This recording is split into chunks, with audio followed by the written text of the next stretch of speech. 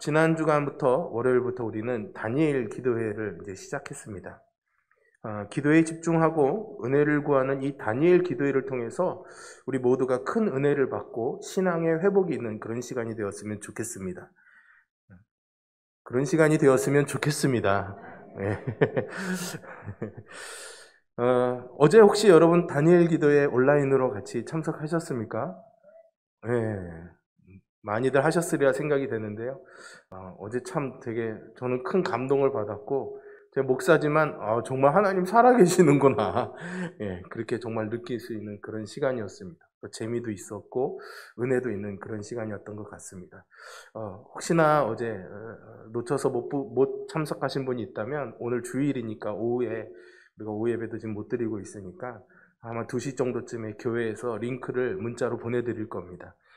시간이 되시는 분들은 어제 하셨던 분들은 은혜를 되새기는 마음으로 또 못 보신 분들은 또 이렇게 보시는 그런 은혜를 사모하는 마음으로 함께 한 번 더 보시면 참 좋을 것 같습니다. 여담이지만 저희는 어제 아이들과 이제 예배 하다가 가장 결정적인 부분에서 갑자기 인터넷이 멈춰버리는 바람에 아주 클라이막스가 있고 굉장한 클라이막스가 있거든요.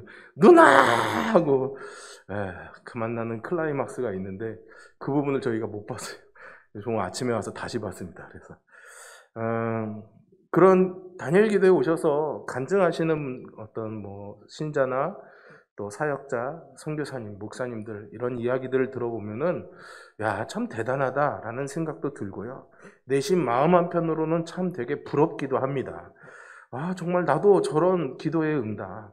나도 저런 기도의 능력을 얻었으면 참 좋겠다라는 그런 생각을 하게 됩니다. 왜냐하면 능력 있는 기도만큼 또 응답받는 기도만큼 우리를 신바람 나게 하는 일은 없기 때문이겠죠. 여러분 한번 생각해 보십시오. 기도할 때마다 하나님의 능력이 그때마다 팍팍팍팍 나타난다면은 세상에 그거보다 얼마나 더 좋은 일이 있겠습니까? 그런데 사실은 현실을 돌아보면은 그렇지 않은 때도 또 있잖아요. 기도의 능력은커녕 기도를 계속하는 것도 우리에게는 참 버겁게 느껴질 때도 있습니다. 또 기도를 꾸준히 어떻게든 이어간다고 해도 그 기도의 자리만 자꾸 맴도는 것 같은 그런 헛걸음하는 것 같은 그런 느낌이 들 때도 있죠. 그럼에도 불구하고 주님은 우리에게 말씀하십니다. 기도는 우리 그리스도인들의 능력이 된다고요. 그리고 그 능력은 2가지 형태로 나타나는데요. 하나는 할 수 있는 능력으로, 그리고 2번째는 하게 하는 능력으로 우리 가운데 나타난다고 우리 주님은 말씀하십니다. 그렇게 우리를 향한 하나님의 뜻을 이루게 하시는 힘의 원동력으로 기도라는 은총의 도구를 우리에게 선물로 주신 줄로 믿습니다. 오늘 본문이 있는 마태복음 6장을 보면요. 은총의 도구로 주어진 이 기도를 우리가 할 때에 그 기도가 아까 말씀드린 것처럼 할 수 있게 하는 능력과 하게 하는 능력으로 역사하기 위해서 기도자가 취해야 될 올바른 자세가 있다라고 주님이 가르쳐 주십니다. 저는 그 첫 번째를 바로 믿음이라고 말씀드리고 싶습니다. 기도할 때 우리에게 필요한 믿음은 과연 무엇인지 이 본문을 통해서 우리가 점검해보고 또 기도할 때마다 예수님이 가르쳐 주신 대로 하나님의 공급하심, 회복하심, 보호하심에 대한 신뢰, 그리고 믿음과 확신의 기도를 드리는 우리 모두가 될 수 있기를 주님의 이름으로 축원드립니다. 먼저 한번 따라해 보실까요? 첫 번째인데요. 한번 같이 따라하겠습니다. 기도는 공급하시는 하나님을 신뢰하는 것. 기도는요, 어떤 추상적이거나 막연한 그런 고백이 아닙니다. 하나님께서는 이미 우리의 필요를 아시고 공급하실 것이다라는 이 신뢰를 고백하는 것이 바로 기도입니다. 여러분 11절의 말씀을 한번 보시겠어요? 오늘 우리에게 일용할 양식을 주시옵고 아멘. 양식을 구하라고 주님이 말씀하셨지만 사실 여러분 우리는 이것이 단순히 먹을 것만 가리키는 것이 아니라는 것을 압니다. 일용할 양식은요, 먹을 것을 비롯해서 입을 것, 마실 것, 쓸 것, 살아가는 데 필요한 모든 물질적 필요들을 다 가리키는 거겠죠. 실제로 유대인들은요, 아침의 기도에서는 오늘의 필요를 구하고 저녁의 기도에서는 내일의 양식을 구했다고 합니다. 대부분 하루 일당으로 살아가는 이들에게 매일의 공급은 아주 절실한 기도였을 것입니다. 무엇을 먹을까? 무엇을 입을까? 무엇을 마실까가 실질적인 그들의 염려였던 것이죠. 오늘 우리에게 일용할 양식을 주시옵고는 우리가 매일 하나님께 의지해야 된다라는 사실을 알려줍니다. 그분이, 즉 하나님이 주시지 않으면 우리는 살 수 없다라는 것이죠. 이것이 부족한 사람들에게만 적용해야 될 말씀일까요? 그렇지 않습니다. 넉넉하고 풍족해도 마찬가지입니다. 가진 것이 넉넉하고 풍족하다고 염려가 없습니까, 여러분? 그럴 때도 염려는 있곤 하지요. 병이 들기도 하고, 갑작스럽게 경제적인 문제가 생기기도 하고, 아니면 오늘 장례를 당한 가정처럼 갑자기 가족을 잃어버리게 되기도 하고, 때로는 결혼할 배우자를 원하거나 자녀를 낳기 원하는데 그대로 되지 못할 때 깊은 염려에 빠지게 됩니다. 오늘 본문이 있는 마태복음 6장 34절에 보시면 예수님은 우리에게 내일 일을 위하여 염려하지 말라고 말씀하셨습니다. 여러분 이 말씀을 믿음으로 받으십니까? 아멘 크게 하세요. 하실 거면. 여러분 이 말씀을 믿음으로 받으시겠습니까? 네. 염려가 우리 상황을 조금 더 바꾸지 못하고 도리어 하나님께 대한 그런 신뢰를 갉아먹기 때문입니다. 그래서 우리는 오히려 더 기도해야 됩니다. 우리 주님이 그 앞에 32절에 말씀하신 대로 이 모든 것이 우리에게 있어야 할 줄을 아시고요. 또 이 모든 것을 우리에게 더하실 능력이 있는 그 아버지를 신뢰하면서 우리는 간절히 구해야 하는 것이죠. 그러면 어떤 분은 이렇게 질문할 수도 있을 것입니다. 목사님, 그러면 믿기만 하면 다 얻을 수 있습니까? 참 어려운 질문입니다. 모세는요, 약속의 땅 앞에 이스라엘 백성들을 데리고 와서 이르러서 이스라엘 백성들에게요 이렇게 말합니다. 신명기 8장 3절의 말씀인데요. 너를 낮추시며 너를 줄이게 하시며 또 너도 알지 못하며 내 조상들도 알지 못하던 만나를 내게 먹이신 것은 사람이 떡으로만 사는 것이 아니요 여호와의 입에서 나오는 모든 말씀으로 사는 줄을 내가 알게 하려 하심이니라. 아멘. 이 말씀을 보면 여러분 우리는 떡을 얻기 위해서 기도하는 것이 아닙니다.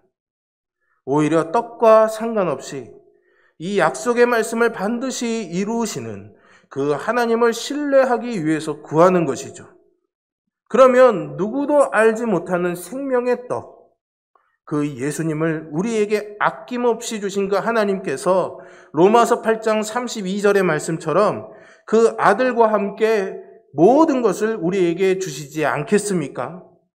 이것을 신뢰하며 하는 것이 바로 기도입니다. 두 번째로 한번 또 따라 하시겠습니다.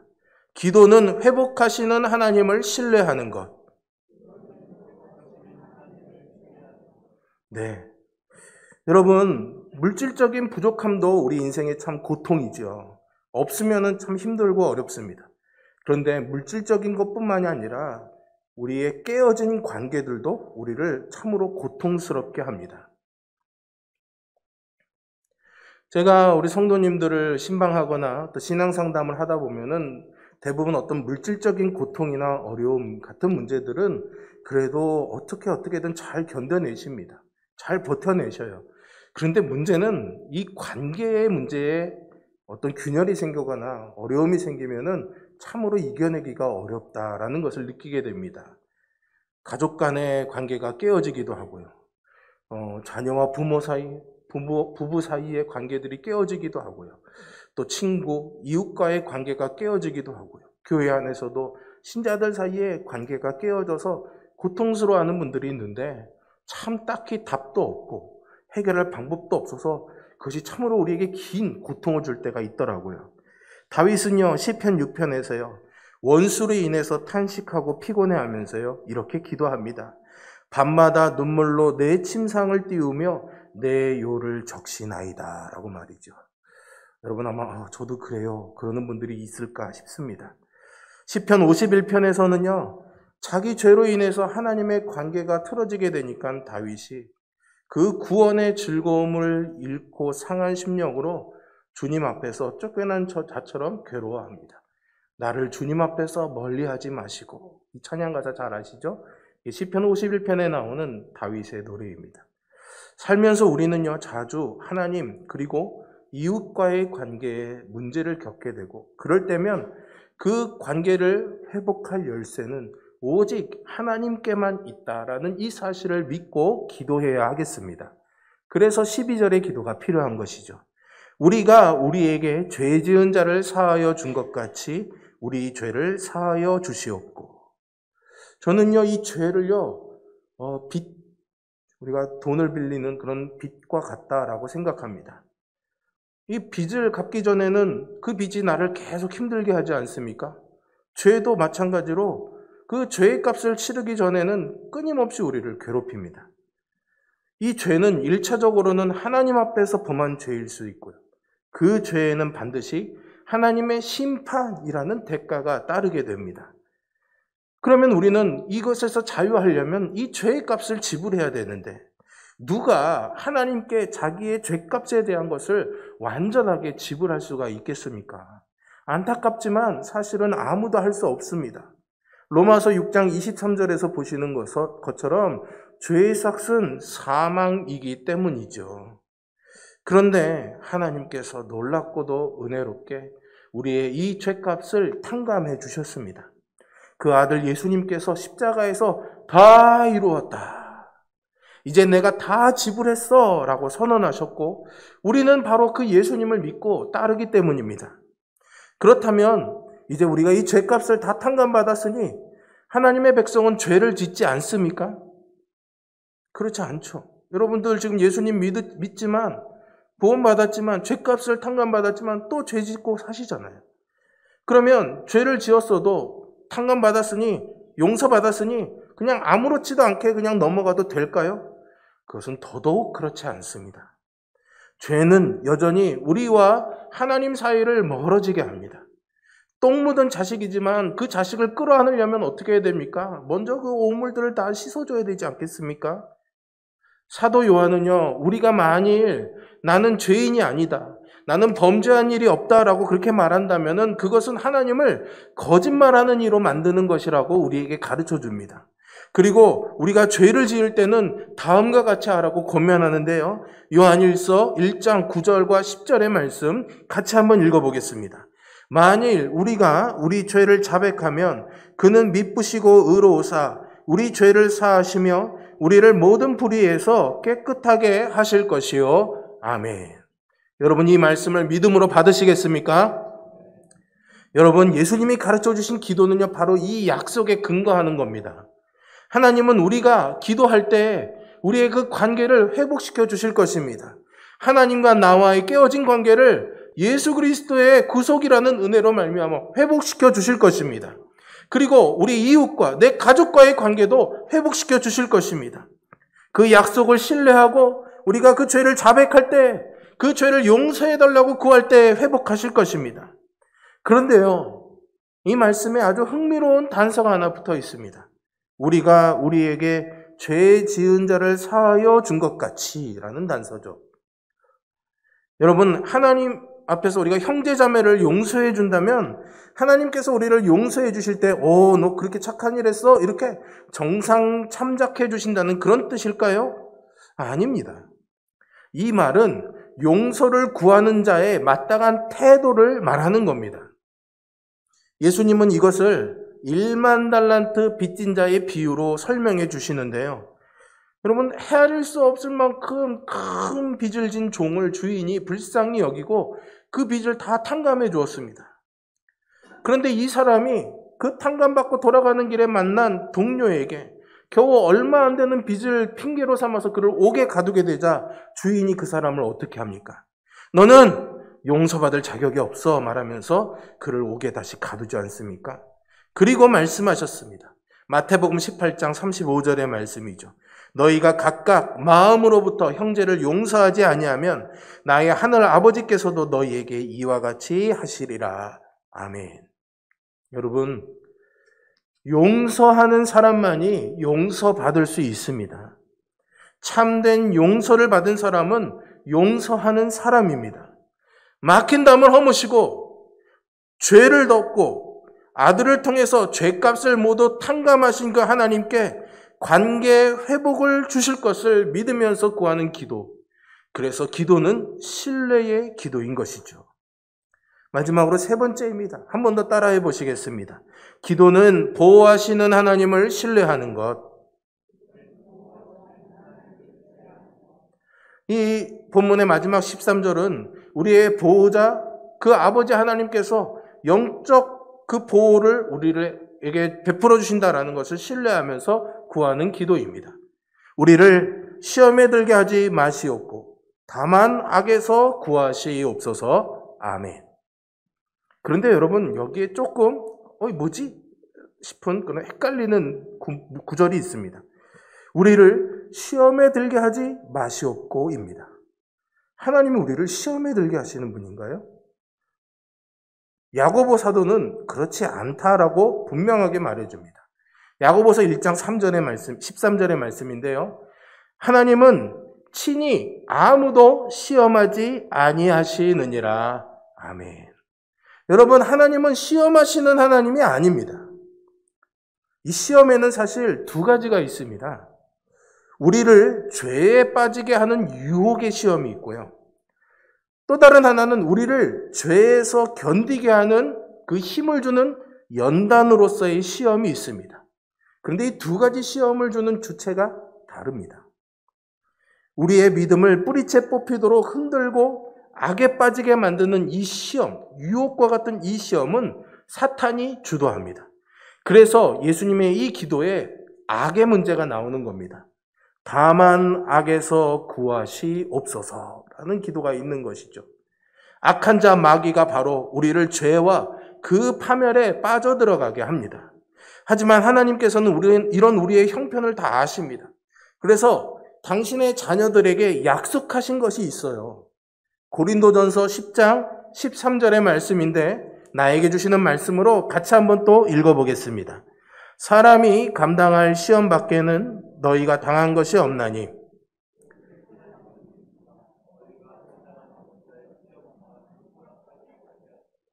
시험 당할 즈음에 또한 피할 길을 내사 너희로 능히 감당하게 하시느니라.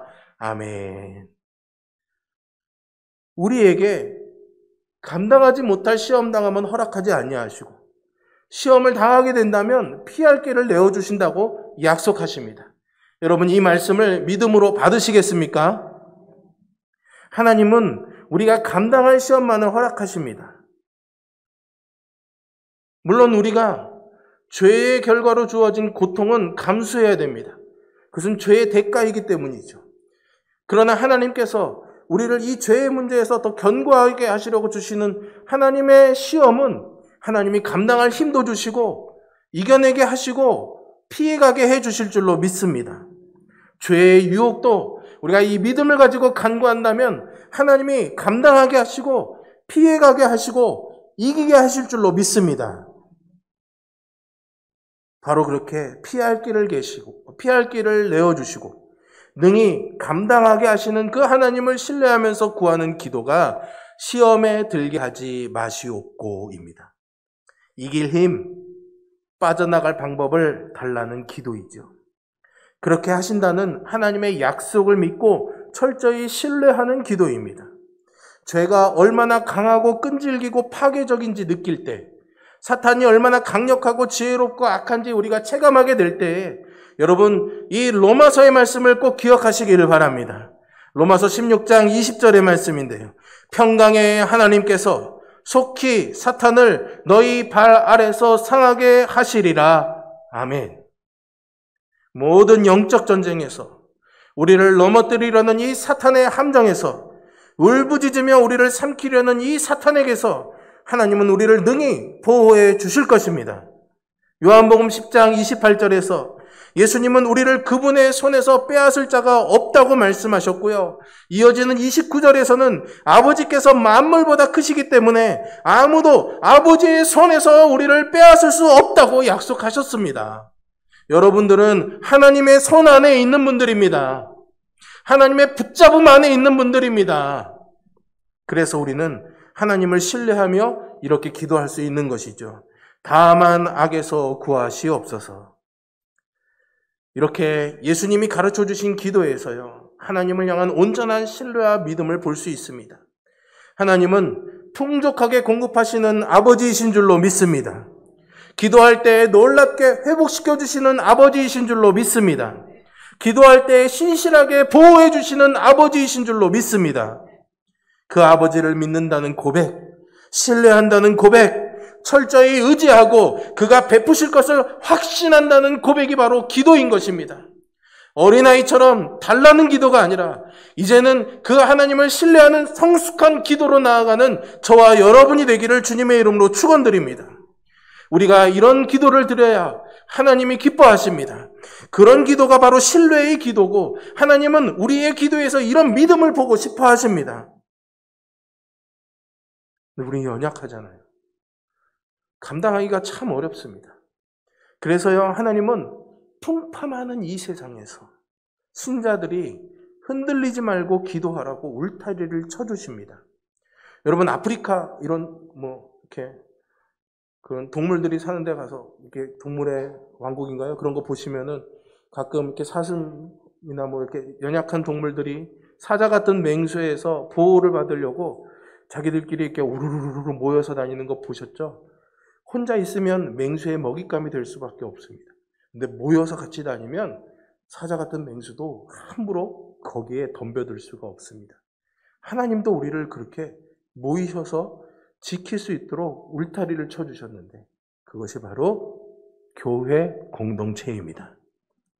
여러분, 이 교회는 처음 시작할 때부터 기도의 공동체였다는 사실을 아십니까? 처음 시작도 기도였던 것이죠. 사도행전 2장 42절의 말씀을 보시면 교회는 사도의 가르침을 받아 서로 교제하고 떡을 떼며 오로지 기도하기를 힘썼다라고 합니다. 여기서 오로지 힘썼다라는 말은 그 이후에도 여러 번 기도와 연결돼서 표현되는 문장인데요. 이 뜻은 전심으로 한다, 고집스럽게 이것만 한다, 탁월하다, 그런 의미를 다 갖고 있습니다. 여러분, 교회 사역의 핵심은요, 함께 기도하는 것입니다. 이것은 너무도 당연한 일입니다. 하나님의 도우심 없이는 교회가 할 수 있는 일은 아무것도 없기 때문이죠. 그래서 교회는 전심으로 함께 기도해야 하고 함께 기도하는 일에 탁월해야 합니다. 한 가지 안타까운 것은 우리가 지난 2년여간 코로나로 인해서 모임에 제한이 생기고 함께 기도하는 일들도 많이 어려워졌습니다. 작년에도 우리는 다니엘 기도회를 온라인으로밖에 할 수 없었죠. 매달 한 번씩 하는 그 월삭금요 기도회도 하지 못하고 있습니다. 새벽 기도에 나오시는 분들의 숫자도 많이 줄어들었습니다.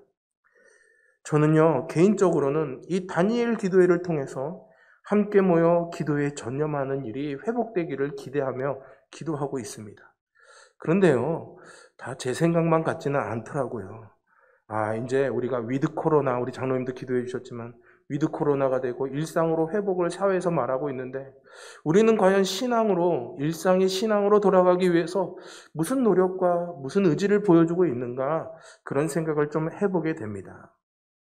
물론 아직도 모임에 함께 하는 것이 여러 가지로 어려운 분들도 있을 것이고 밤 늦은 시간까지 기도하는 것이 육체적으로 힘드시리라 그렇게 생각도 됩니다. 그리고 나름대로 저는 그렇게 믿습니다. 여러분들의 자리에서 할 수 있는 만큼 기도하고 또 온라인으로도 열심히 참석하고 계시리라 저는 여러분들을 정말로 믿습니다. 그렇게 기대합니다.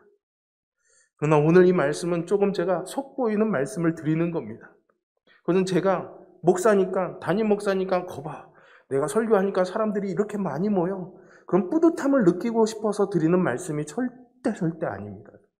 저는 솔직히 말씀드리면 여러분들이 많이 나오든 적게 나오든 상관이 없습니다. 왜요? 이건 하나님이 기뻐하시는 일이잖아요. 하나님이 좋아하시는 일이잖아요. 저와 상관없는 건 아니지만 제가 무슨 만족을 누리고 싶어서 하는 일이 아니란 말입니다. 물론 사람들이 많이 모이고 교회가 막 쿵짝쿵짝 멋진 일을 해내면 정일호 목사 참 목회 잘해, 이런 칭찬을 받을 수는 있겠죠. 저는 그런 거 바라지 않습니다. 하나님의 마음을 나누고 싶습니다. 기도하는 자리에, 기도하는 그 시간에 있어야 될 하나님의 사람들이 보이지 않으니 제 마음도 이렇게 미어지고 찢어지는데 하나님의 마음은 어떠실까요? 각자의 자리도 중요합니다. 그러나 모여서 기도하는 것이 우리에게는 더 큰 유익이 있습니다. 어제 저녁에 저희 아이들이랑 집에서 온라인으로 단일 기도회 하는데 기도 시간에 기도하기가 참 어렵더라고요. 기도하려 치면 막내가 와서 아빠 치카 언제 해요? 또 기도하려 치면 큰애가 우두두두다다다 왔다 갔다 하고 어렵더라고요. 제가 그래서 차라리 이럴 바에는 그냥 토요일, 일요일 상관없이 교회에 매번 모이자고 그럴 걸 그랬나 보다. 그런 후회를 하기도 했습니다. 여러분, 교회는요, 기도하는 곳이 되어야 됩니다. 여러분들이 신자로서 여러분들의 삶에 하나님이 일하시기를 한다면은 최소한 기도해야 되지 않겠습니까? 기도하지 않으면 아무 일도 일어나지 않습니다. 그저 감나무 밑에 누워서 감 떨어지기를 기다리는 그 신앙은 껍데기 신앙입니다. 정말로 하나님의 살아계심을 느끼고 싶다면, 내가 신자로서 하나님께 더 가까이 다가가고 싶다면 우리도 움직여야지 됩니다. 교회도 마찬가지죠. 기도하지 않는 교회는 부흥할 수 없습니다. 아니, 기도하지 않는 교회는 생존할 수가 없다고요. 기도하지 않는 교회는 죽습니다. 교회는 함께 기도하는 집입니다. 그러니 여러분, 교회가 함께하는 기도의 자리에 함께 해주시기를 부탁드립니다. 이러기 위해서는 나 자신을 쳐서 복종시켜야지 됩니다. 우리의 습관, 그동안 익숙해졌던 것들을 다 덜어내야지 됩니다. 그래서 기도에 최우선순위를 둬야 되는 거죠. 그리고 오로지 함께 기도하는 일에 힘써야지 됩니다. 우리가 신뢰하는 그 하나님, 우리가 기도하는 그 하나님이 어떤 분이십니까? 100세가 된 아브라함 노 부부에게 내가 너로 큰 민족을 이루겠다라는 이 약속을 지키기 위해서 아이를 이미 낳을 수 없는 몸인 그들에게 아이를 주신 하나님이시죠. 남편도 시아버지도 다 잃어버리고 오로지 시어머니 한 사람 보고 이방 나라인 이 유대로 온 이방 며느리 룻에게 그녀의 삶을 책임질 기업물을 만한 남편을 만나게 하신 분이 바로 하나님이십니다. 홍해를 갈라서 적군을 피하게 하신 것이 바로 하나님이시고, 먹을 것, 입을 것, 마실 것 없는 광야에서 40년간 매일 먹여주시고 그 옷이 헤어지지 아니하고 신발이 헤어지지 아니하도록 공급해 주신 분이 바로 하나님이십니다. 나면서부터 소경인 자를 보게 하신 분도 하나님이시고, 죽은 자를 살리시는 것도 하나님이시고, 유대인과 이방인처럼 섞일 수 없는 민족을 한 몸으로 만드신 분도 하나님이십니다.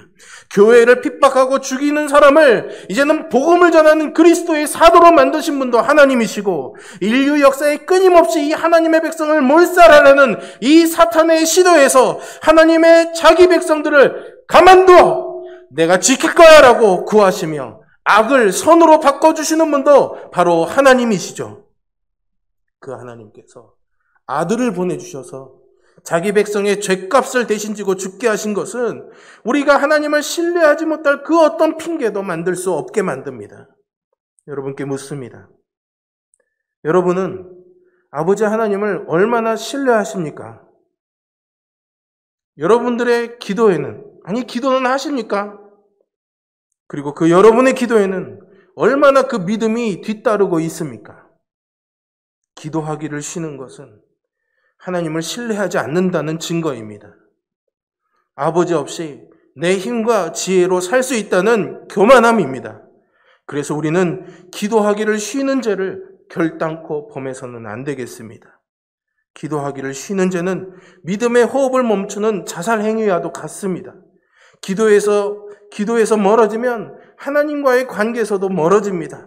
기도를 멈추면 하나님을 예배하는 삶도 멈추게 됩니다. 기도하지 않으면 하나님을 의지하지 않게 되고, 기도를 쉬면 하나님을 신뢰하는 일도 쉬게 됩니다. 이래도 기도하기를 쉬는 죄를 범하시겠습니까? 우리는 흔히 기도 생활 잘 하시는 분, 아니면 대단한 기도 응답받은 분들에게 와, 저 권사님, 저 장로님 기도의 용사야 라고 말하죠. 그러나 솔직히 말하면 여러분, 기도의 용사, 기도의 영웅, 기도의 위인은 없습니다. 왜냐하면 우리는 그냥 고백할 뿐이지 그 기도를 이루시는 것은 하나님이시잖아요. 그러니까 기도의 진정한 용사, 진정한 기도의 위인은 하나님 한 분밖에 없습니다. 의인의 기도에 역사하는 힘이 많은 것은 그 기도하는 사람의 능력이 아니라 하나님께서 역사하는 힘이 많으시기 때문입니다. 하지만 여러분, 우리의 기도가 그 하나님을 움직일 수 있습니다. 기도할 때 하나님이 우리와 가까이 임재하실 것입니다. 기도할 때에 우리의 염려가 사라지고 하나님이 주시는 평강이 우리의 마음과 생각을 지켜주실 것입니다. 그러므로 여러분, 기도하기를 쉬는 죄를 범하지 마시고 신뢰의 기도로 하나님의 역사를 맛볼 수 있기를 주님의 이름으로 축원드립니다. 기도하겠습니다.